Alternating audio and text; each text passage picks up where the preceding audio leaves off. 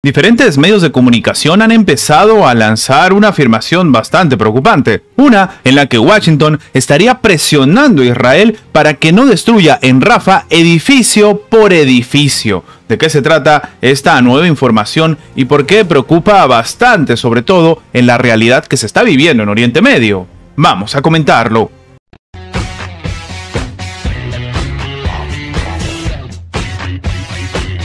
Israel está en una encrucijada: atacar a gran escala la ciudad de Rafah en la Franja de Gaza para supuestamente acabar por completo con Hamás, o mejorar las relaciones con Estados Unidos e intervenir en esa zona de forma selectiva. Esto apunta a un análisis del periodista especializado en Oriente Medio, Thomas Friedman. El mismo comenta que Washington estaría presionando a Tel Aviv para que no realice algún tipo de incursión militar masiva en Rafah, puesto que ahí se encuentran más de 1 millón de civiles, muchos de ellos refugiados, según sostiene el propio análisis publicado en el diario The New York Times. Ahora, en privado, las autoridades estadounidenses están siendo muy tajantes y les está diciendo a Israel que no hagan la invasión masiva en Rafah y punto. Lo que llama la atención, y es lo que ha comentado un alto funcionario norteamericano a Friedman, es que no están diciéndole a Israel que deje en paz a Hamás. Están diciendo que creen que hay una forma más selectiva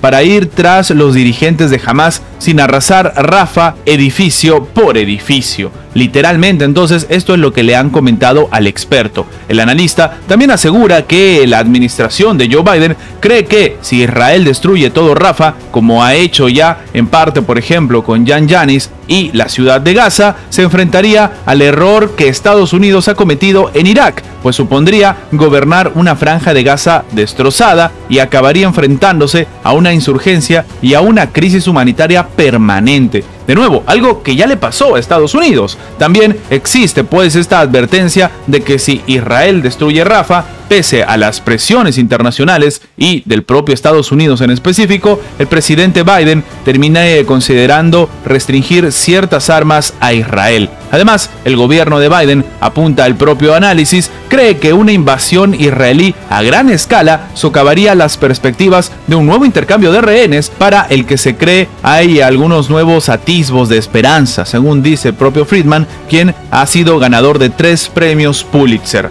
De igual forma, un ataque masivo probablemente impediría las negociaciones para poner fin a la guerra en Gaza y forjar una nueva relación entre Israel y Arabia Saudita, algo que es muy importante no solamente para Israel, sino para el propio Estados Unidos. Dicho lo anterior, según señala el propio experto, Tel Aviv tiene 2 opciones. Primero, destruir Rafah y aislarse aún más de todo el mundo y romper incluso relaciones con Estados Unidos, o sencillamente no hacerlo, mantener a Washington como aliado y muy probablemente refundar vínculos con Arabia Saudita. Claro, estamos en un escenario complicado porque, como hemos comentado en anteriores videos, incluso funcionarios dentro de la administración de Benjamín Netanyahu le están exigiendo que de una vez y por todas invada Rafah, o si no, se va a desarmar toda la estructura, todo el gabinete de guerra que se formó en Israel a raíz de los ataques de Hamás. De hecho, varios países e incluso la Organización de las Naciones Unidas han pedido a Israel que se abstenga de atacar Rafah por la gran cantidad de refugiados y civiles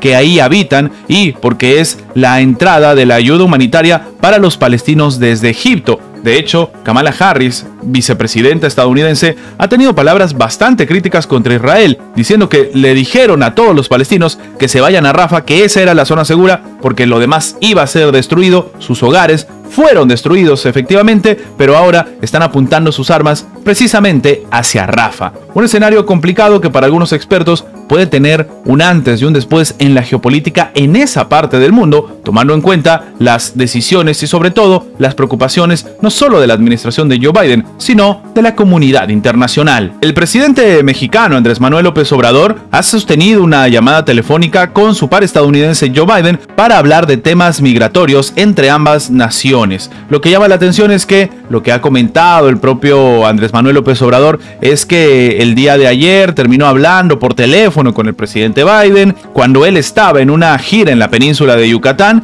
y se habla del tema de la migración, que era básicamente el tema importante, y dice que hay una buena relación, que bueno, se está avanzando bien, que el escenario entre Estados Unidos y México va viento en popa. López Obrador ha dicho que debido a la cercanía geográfica y económica, las naciones deben trabajar en conjunto para tratar la migración irregular. Hasta aquí todo bien, todo dentro de lo que debería ser. El problema es que después de un momento, Andrés Manuel López Obrador ha asegurado que Estados Unidos estaría buscando fortalecer a la oposición en México para infiltrarse en el país. Sí, el presidente mexicano ha asegurado que el gobierno norteamericano, especialmente el Departamento de Estado, estaría impulsando a los grupos opositores al movimiento que él encabeza, con el fin de poder entrometerse en la nación latinoamericana. Llama la atención porque primero dice que se ha sentado a negociar o al menos a hablar por teléfono con Joe Biden, que todo está muy bien, que las naciones que están geográficamente juntas tienen que trabajar de la mano, pero después hace este tipo de declaraciones. El mandatario mexicano ha sido cuestionado sobre si consideraba que la agencia encabezada por Antony Blinken estaba fuertemente ligada a quienes no son afines a la Cuarta Transformación. Y lo que él mismo ha dicho es que sí, buscan fortalecer a la oposición para tener un gobierno débil de México y poder meterse. Es la vieja concepción política de dominio que ha existido en la política exterior de Estados Unidos desde hace 200 años. Terminó afirmando en una conferencia de prensa. Según ha dicho el propio Andrés Manuel López Obrador, Washington realiza estas acciones a través de organizaciones como Mexicanos contra la Corrupción, encabezada por Claudio González. De igual manera, el jefe del Estado de México ha recordado que durante el sexenio del expresidente mexicano Felipe Calderón se aplicó una estrategia donde un grupo de marinos del país latinoamericano viajaron a Estados Unidos para ser entrenados por la Administración para el Control de Drogas, la DEA por sus siglas en inglés, en el combate contra el narcotráfico.